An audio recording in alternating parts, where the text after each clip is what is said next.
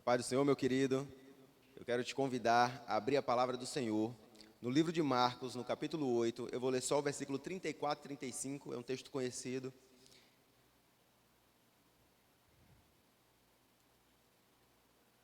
Marcos 8, os versículos 34 e 35, diz assim: Então, convocando a multidão e juntamente os seus discípulos, diz-lhes: Se alguém quer vir após mim, a si mesmo se negue, tome a sua cruz e me siga. Quem quiser, pois, salvar a sua vida, perdê-la-á. E quem perder a vida por causa de mim e do Evangelho, a salvará. Que coisa maravilhosa que Jesus traz a nós. A sua lógica, o seu entendimento das coisas não são como os nossos. Mas me chama a atenção nesse texto que ele sempre fala: quem quiser, se alguém quiser, quem quiser. Ele está dando uma opção de vida, uma opção ao pecado, uma opção ao mundo, uma opção às coisas naturais. Ele diz: se você quiser, vir atrás de mim. Mas uma vez que você tomou essa opção, ele coloca agora tarefas a fazer, para demonstrar que você tomou essa decisão. Tarefas sem as quais é impossível que essa decisão se concretize na tua vida. Tomar a cruz, negar a si e segui-lo. Antes de falar sobre isso, nós temos que trazer o contexto aqui do que estava acontecendo com Jesus e seus discípulos quando ele falou essas coisas. Ele tinha acabado de multiplicar os pães pela segunda vez, a segunda multiplicação de pães, e ele alimentou cerca de 4.000 pessoas, a multidão que o seguia há muito tempo, do outro lado do rio. Ele pega o barco e vai para Betesda, e antes de entrar no barco, os fariseus lhe seguem, lhe cercam, querendo questioná-lo, querendo pedir sinais a ele. E ele sai meio que fugido dos fariseus ali, Jesus e os seus discípulos. E no meio do caminho os discípulos percebem que, apesar da grande e milagrosa multiplicação que tiveram ali de pães, eles não levaram consigo aqueles cestos que sobraram. No meio da viagem, Jesus vai falar com eles sobre os fariseus e fala: olha só, não tomeis do fermento dos fariseus. E eles começam a fazer brincadeiras ali dentro. Eles falam assim: a gente não pode comer do fermento dos fariseus, sabe por quê? Porque a gente esqueceu o pão. Outro fala: rapaz, eu estou com fome, não tenho pão aí não. Ele: não trouxe pão não, sabe por quê? Porque a gente não pode comer do fermento dos fariseus. E aquilo ali virou uma brincadeira entre eles. Porque quando saíram de lá, eles estavam com a barriga cheia. Quando saíram do lugar onde Jesus pregava, eles estavam alimentados. Eles estavam satisfeitos, e eles nem se preocuparam com o que iam comer depois. Eles saíram de lá todos satisfeitos, Quando você almoça no restaurante, você vai para casa, você está tão satisfeito, você nem está pensando o que você vai comer de noite. Quando dá noite lá na sua casa, você fala assim: o que é que tem para comer aí? Rapaz, eu comi no restaurante meio-dia, mas e agora de noite, o que é que eu vou comer? Mas na hora que você saiu lá do restaurante, você não chegou em casa e falou: vou preparar uma comida para eu comer de noite, porque ninguém se preocupa, satisfeito no que vai comer na próxima refeição. Acontece que no meio do caminho, eles sentiram fome novamente e começaram a fazer piada daquilo que Jesus tinha dito sobre o fermento dos fariseus. Não vamos nos contaminar com o fermento dos fariseus mesmo não, porque nem pão a gente tem aqui. Mas por trás disso, Jesus vê outra coisa. Vê eles rindo daquilo que fisicamente é impossível. Alimentar 12 pessoas, mais Jesus 13, com um só pão. E eles começam a rir do negócio, porque eles falam assim: é melhor a gente rir da nossa tristeza do que chorar dela, chorar por ela. É melhor a gente rir daquilo que está acontecendo aqui com a gente, do que chorar, do que lamentar, porque não temos. A mesma coisa que fez Sara, quando chegaram aqueles viajantes à sua casa e disseram que ela ia gerar um filho, ela riu, e por causa disso o nome do menino foi Isaac. E perguntaram: por que você está rindo? Qual a graça? Mas isso é impossível. Ele está rindo porque a gente tem só um pão, e tem 13 pessoas aqui com fome. A gente está rindo porque essa mulher tem mais de 70 anos, e não teve condição de gerar um filho, e agora se promete um filho a ela. Eu estou rindo porque eu não vou chorar, Senhor, mas olha a minha situação, é desesperadora. rindo para não chorar. E Jesus os traz de volta à lógica espiritual. E fala, por que vocês estão rindo? Vocês não têm um pão aí com vocês? Olha só o que fala o texto de Marcos 8, nos versículos 19 ao 21. Quando partiu 5 pães entre 5.000, quantos cestos sobraram? E disseram, 12. E depois ele fala, quando partiu 7 pães entre 4.000, quantos cestos sobraram? E eles disseram, 7. E eles falam, e ele lhe disse, como não entendeis ainda? Jesus questiona, olha só, 5 pães alimentou 5.000 homens e sobrou 12 cestos. 7 pães alimentaram 4.000 homens e sobrou 7 cestos. E agora vocês estão me dizendo que um pão não consegue alimentar 13. Um pão não consegue mais alimentar 13. Eu quero que os irmãos olhem para a matemática dessa lógica e percebam uma coisa. Que quanto menos temos, melhor passamos. É ou não é? Na primeira vez, cada pão alimentou cerca de 1.000 pessoas. E fez sobrar mais ou menos 2 cestos, cada pão. Da segunda vez, cada pão alimentou cerca de 600 pessoas. E ainda sobrou um cesto. E dessa vez aqui que eles viajaram os 13 com um pão só, eles passaram fome. Eles passaram fome.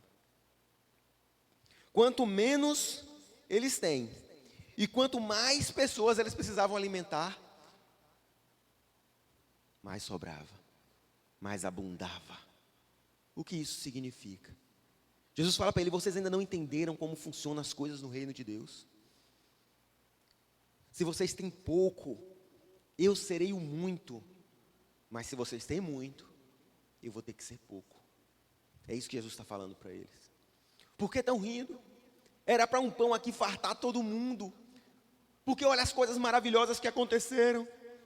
Quanto menos temos, melhor estamos. Porque quanto menos temos, mais tem que ser Deus na nossa vida. Ah, agora é impossível, eu só tenho aqui 10%, não tem problema, de Deus vai ser os outros 90%. Que milagre incrível a primeira multiplicação dos pães. Na segunda, olha, agora eu só tenho 20%, não tem problema, Deus vai ser os outros 80%. Poxa, que maravilha. Mas quando a gente é 90%, a gente fala assim, ixi, agora faltou 10%.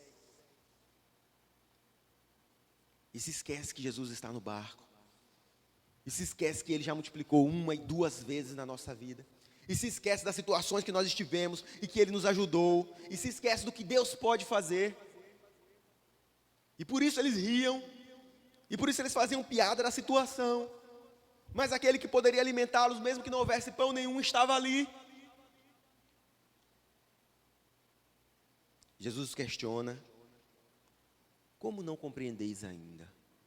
Como vocês ainda não compreenderam como funciona a minha lógica? Como funciona o meu reino? Não se esqueça daquelas coisas maravilhosas que Deus já fez. Das vezes que Ele te sustentou em situações difíceis. Das vezes que passamos nos desertos da vida. Que fomos provados no fogo. E Ele nos sustentou. E por algum motivo a nossa fé parece que diminuiu. E em meio a alguma dificuldade nós rimos da situação. E falamos, não tem jeito, temos que aceitar o sofrimento. Mesmo com Jesus presente no barco. Eles riam que só tinham um pão. Um pão já alimentou 1.000 pessoas. Um pão já alimentou 600 pessoas. E sempre com sobras. Mas por algum motivo, agora para eles, parecia impossível que um pão alimentasse 13. Mas na matemática do céu, meus irmãos, se formos poucos, se tivermos pouco, se pudermos pouco, aí que Deus aparece. Aí que as coisas acontecem. Quando demonstraram 7 pães a Cristo, os discípulos falaram, olha, de forma alguma 7 pães alimentarão essas pessoas, essa multidão, que não come há 3 dias. Mas quando eles recolheram as cestas que sobraram, eles estavam cheios pelo milagre, completos pelo milagre. Aquele que alimentou todas essas pessoas não pode deixar algo faltar, a não ser que falte fé. E por causa da falta de fé e por causa da risada, viajaram com fome.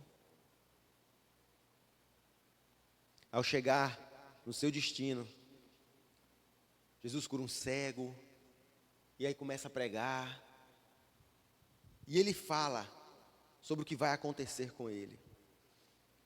Em Marcos 8, nos versículos 32 e 33, ele diz que após Jesus falar do seu sofrimento, da sua morte da cruz e da sua ressurreição, ele é repreendido por Pedro. A palavra de Deus diz que ele dizia abertamente essas palavras. E Pedro tomou parte e começou a repreendê-lo. Mas ele, virando-se, disse para os seus discípulos e repreendeu a Pedro, dizendo: retira-te de mim, Satanás, porque não compreende as coisas que são de Deus, mas as que são dos homens. E porque eu li antes o texto sobre eles no barco, e porque eu estou lendo agora de novo esse texto, porque ambos os textos falam sobre compreensão das coisas de Deus. O homem carnal não compreende as coisas de Deus. E no versículo 21 ele pergunta: não compreendeis ainda, não entendeis ainda? E também no versículo 33 ele fala: Satanás, você não compreende das coisas de Deus, só compreende das coisas dos homens. E para aquele que compreende só das coisas dos homens e não compreende das coisas de Deus, é impossível, mesmo que ele tenha alimentado 4.000 pessoas com 7 pães, alimentar 13 com um pãozinho. Para aquele que compreende das coisas dos homens e não compreende das coisas de Deus, é impossível sair de uma situação difícil, que foge do controle das suas mãos. Para aquele que entende da situação dos homens e não entende da situação de Deus, a morte é o fim das coisas e não o começo delas. Para aquele que entende da situação dos homens e não entende das coisas de Deus, o impossível está logo aqui na frente. Mas para quem tem fé, tudo é possível. A primeira coisa que me choca quando ele confronta Pedro é que para Pedro a morte parece mais poderosa do que a promessa de ressurreição. Se você ler o versículo 31, você vai perceber que Jesus fala claramente da sua morte e claramente ele fala também da sua ressurreição.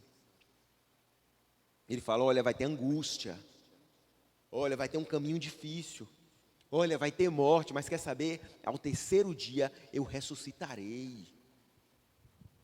Mas o que fica gravado na mente de Pedro não é sobre a ressurreição, mas sobre a morte e sobre o sofrimento. E ele fala: Jesus, para de dizer essas coisas. Olha, para de falar de coisa triste. Para de dizer que tu vai morrer. Não diz isso não. Não, eu não aceito isso. Eu quero só a vitória. Quem quer ter uma grande vitória? Quem quer ter uma grande vitória? As pessoas querem ter uma grande vitória. Mas as pessoas que se esquecem que antes de uma grande vitória vem uma grande batalha. É ou não é? Como é que você vai ter uma grande vitória sem uma grande batalha? É necessária uma grande batalha para que se tenha uma grande vitória. Mas o medo da grande batalha, muitas vezes, impede a grande vitória. Qual é a grande vitória? A ressurreição de Cristo. Aquele que tomou sobre si os nossos pecados, as nossas dores. Aquele que foi condenado em nosso lugar. Ele ressuscitou. E esta é a nossa vitória. Não só que ele pagou com a sua própria vida, mas hoje ele vive e nós podemos chamá-lo de Senhor e Rei. Um Deus vivo. Mas para que essa grande vitória acontecesse, seria necessária uma grande batalha. A tortura, a perseguição, a morte de Cristo nos proporciona a salvação. Mas quando Pedro ouviu sobre essa grande batalha, ele falou: para com isso, Jesus. Não fala que tu vai ter uma grande batalha, não. E Jesus falou para ele: para trás de mim, Satanás, porque não entende das coisas de Deus. Tu está focando na grande batalha. Deus quer que tu foque na grande vitória. Que coisa maravilhosa. Ele quer te lembrar da grande vitória. E continuando o texto, No versículo 34 está aquilo que nós lemos. Ele fala, Satanás não entende das coisas de Deus, ele só entende das coisas de homens. E é por isso que nossa visão tem que mudar, tem que sair desse mundo e ir para as coisas espirituais. Então Jesus convoca a multidão que estava o seguindo, falou, olha, todo mundo, presta atenção aqui, nisso que eu vou dizer, porque é muito importante. E também convoca os seus discípulos e diz, se alguém quiser vir após mim, negue-se a si mesmo, tome sua cruz e me siga. E agora ele está falando das coisas de Deus, não das coisas dos homens. Esse Pedro é o mesmo Pedro, meus irmãos, que lá em João 6, nos versículos 67 e 68, quando Jesus pergunta, vocês também querem ir embora, quando a multidão toda tinha ido embora, ele vai responder bem assim, ó, Senhor, para quem iremos nós? Tu tens as palavras de vida eterna. Se neste momento daqui, do texto que estamos lendo em Marcos, ele deixou ser usado por Satanás, para pedir para que Jesus, parasse de falar sobre a sua morte, sobre a sua ressurreição. Lá em João, no capítulo 6, no finalzinho do capítulo, ele vai ser usado por Deus, para revelar que só Jesus tem as palavras de vida eterna. E quando ele questiona sobre onde iria de ir, ele não fala como esperado, ele não pergunta assim, lá em João 6, 67, para onde iremos nós? Ele pergunta, para quem iremos nós? Isso é muito interessante. E quando alguém vai embora e fala assim, ó, eu já vou indo, dificilmente você vai perguntar, para quem? Você vai perguntar, para onde? Tu está indo para onde? Tu encontra alguém que tu conhece passando rápido aqui com pressa e fala, fulano, está indo para onde? Mas quando Pedro vai questionar, ele questiona, para quem nós iremos? E isso tem tudo a ver com o versículo 34 do texto de Marcos que estamos lendo. Porque Jesus fala, se alguém quiser vir após mim. E aí, meus amigos, ninguém sabia para onde Jesus ia. Porque o interessante para aquela multidão e para aqueles discípulos, e principalmente para os discípulos que tinham reconhecimento de que só ele tinha palavras de verdade e palavras de vida eterna, não era para onde Jesus estava indo, mas era que Jesus estava indo. E o importante não é para ir para lado A ou lado B, ou chegar em algum lugar, mas é vir após a Jesus. Esse é o importante. Se alguém quiser vir após mim. Para onde você quer ir? Para um cristão, o mais importante é seguir os passos de Cristo. Porque Ele é o único caminho que leva a Deus. E Ele diz, para quem iremos? A quem procuraremos? Quem seguiremos? Se só Tu tens palavras de vida eterna.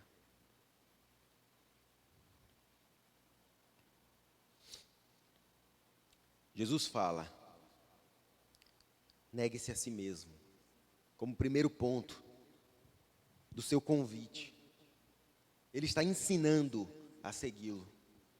Se você também acha que Jesus é o único que tem palavras de vida eterna, este é o primeiro passo de ir até Ele. Negar a si mesmo. Depois ele diz, toma a tua cruz. Se você acha que Jesus é o único que pode te levar e te encaminhar a Deus, este é o segundo passo para ir até Ele, tomar a cruz. E só então Jesus diz, e siga-me. E isso é tão importante que em Lucas 14, no versículo 27, ele vai falar assim, ó, qualquer que não levar a sua cruz, não pode vir após mim, não pode ser o meu discípulo. Olha que interessante. Ele está ensinando fatos que são necessários para segui-lo, para ser seu discípulo. Por isso ele chama toda a multidão e chama os seus discípulos também.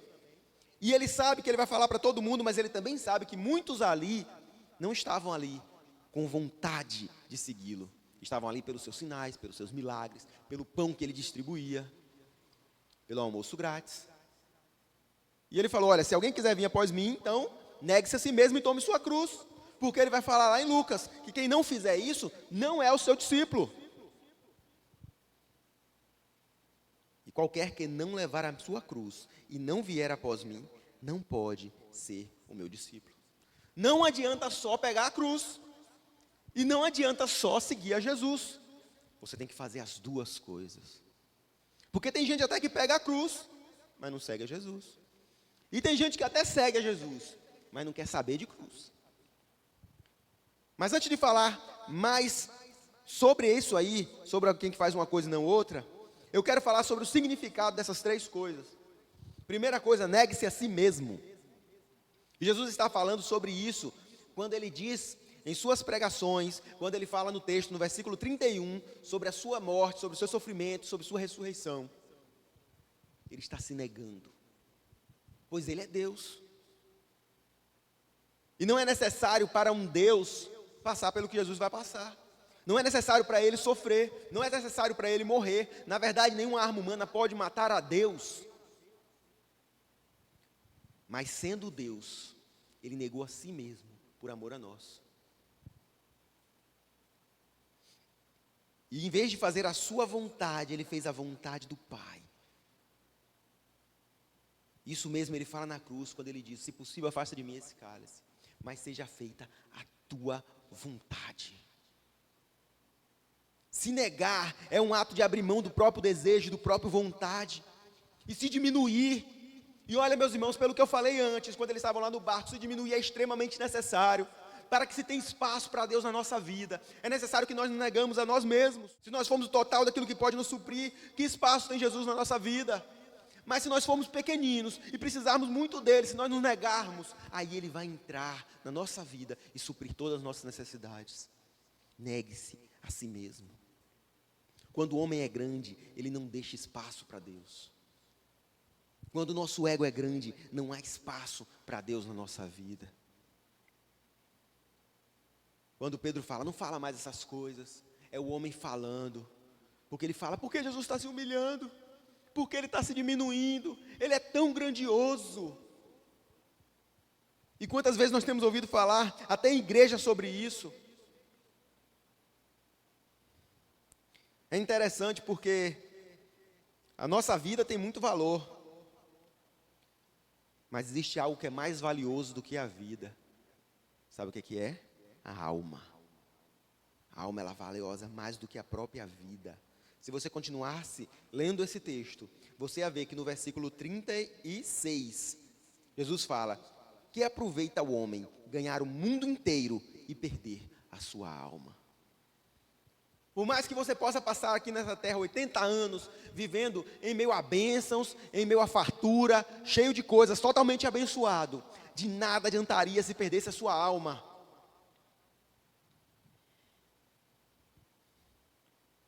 Negar a si mesmo é reconhecer que a sua vida não é tão valiosa quanto a sua alma.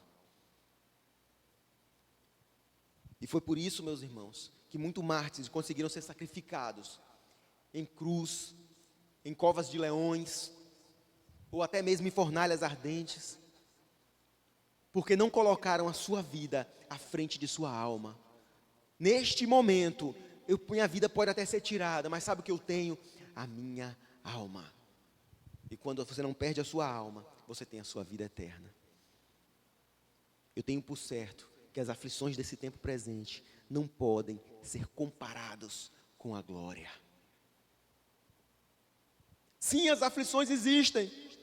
E olha o que Jesus vai falar agora: tome a sua cruz. Não bastou negar a si mesmo.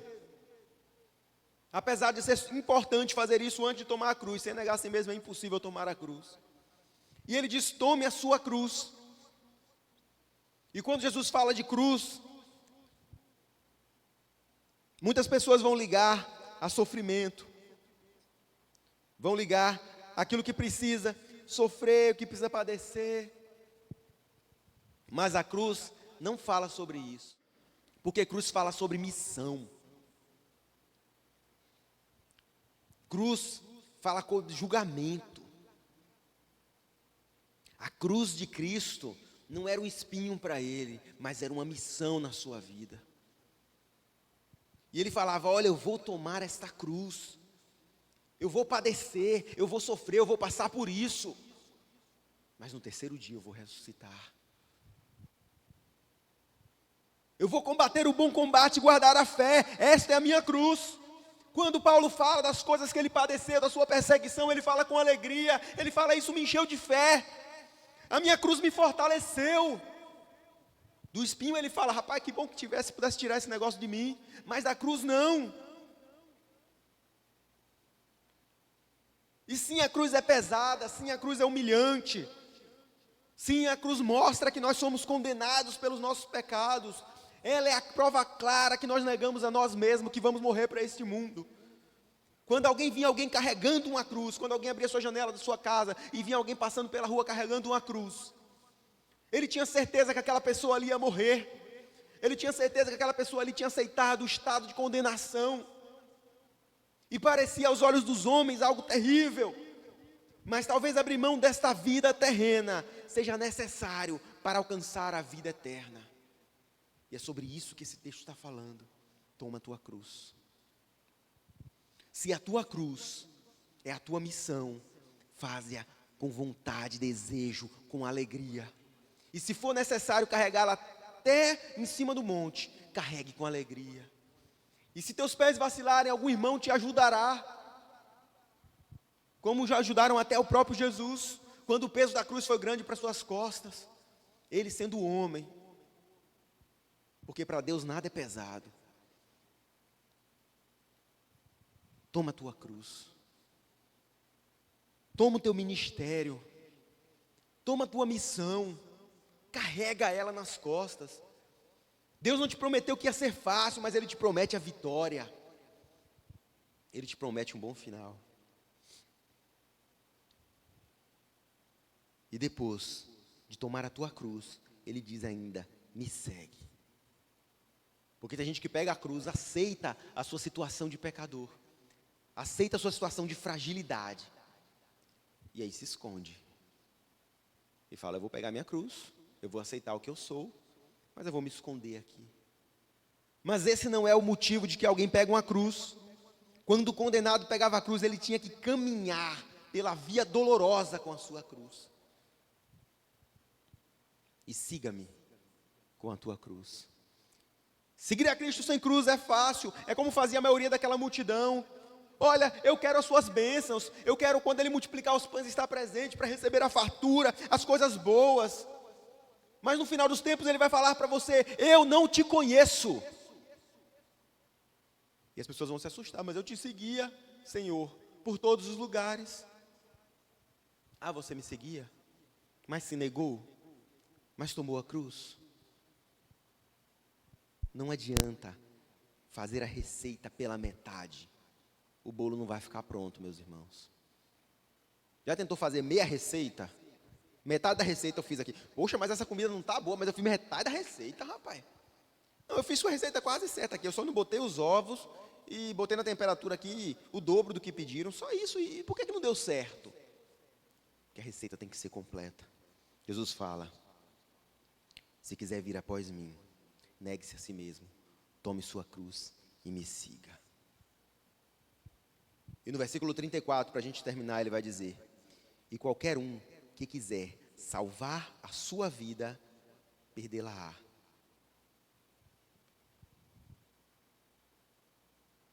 Isso é extremamente importante.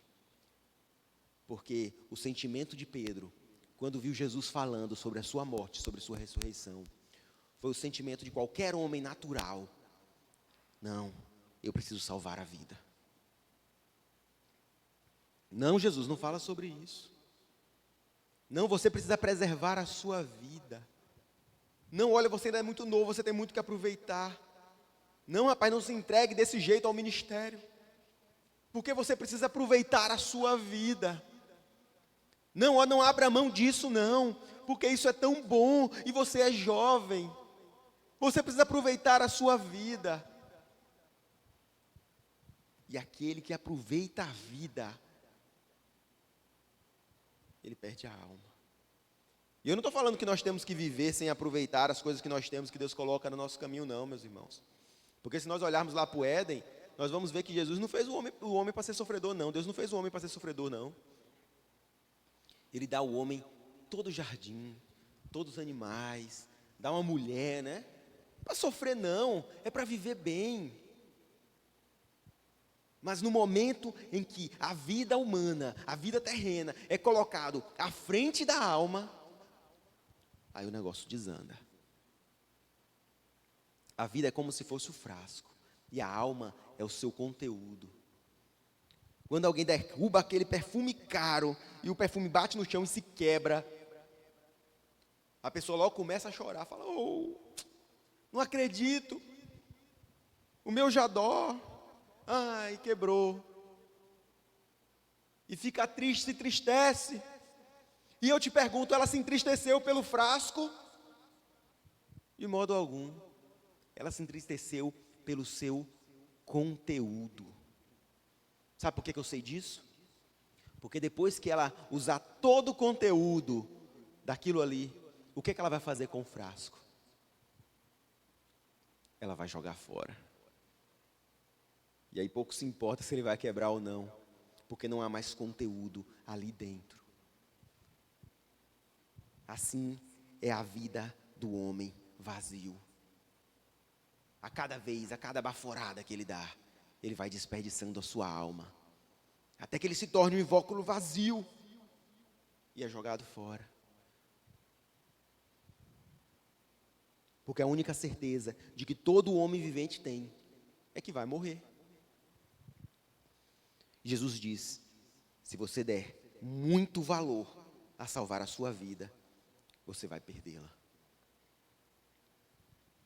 Mas, se alguém perder a sua vida por amor de mim e do Evangelho, este a salvará. Que coisa maravilhosa.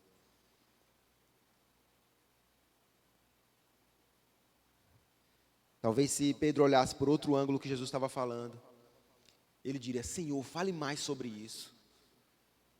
Porque tu está dizendo que a morte vai te alcançar. Tu está dizendo que ela vai bater em tua porta, como ela vai bater na porta de cada um. Tu vai dizer que tu vai passar por sofrimento, tu está dizendo que tu vai passar por aflição. Mas sabe o que é que me tocou de tudo isso que tu disse? É que ao terceiro dia tu iria ressuscitar. É isso que me toca. É isso que me chama a atenção. É isso que eu quero te seguir. É por isso que eu quero seguir os teus passos. É por isso que eu quero ir atrás de tu. Mesmo que seja necessário negar a si mesmo, mesmo que seja necessário tomar a minha cruz, eu quero te seguir. Porque eu quero saber que negócio é esse de ressuscitar. Eu quero saber que negócio é esse de vida eterna. Eu quero saber que negócio é esse de salvar a alma. É aí que deve estar a nosso esforço. É aí que deve estar a nossa meta. Nega a si mesmo, toma a tua cruz e siga a Cristo. Se você acha algo de bom nesta vida, se te traz alguma alegria as coisas daqui, tenha por certo que não podem se comparar com as coisas maravilhosas que Deus tem revelado para nós. E muito menos das coisas ainda mais maravilhosas que Ele tem guardado para nós na eternidade. Que essa palavra encontre morada no teu coração e que possa fazer diferença na tua vida, em nome de Jesus. Amém.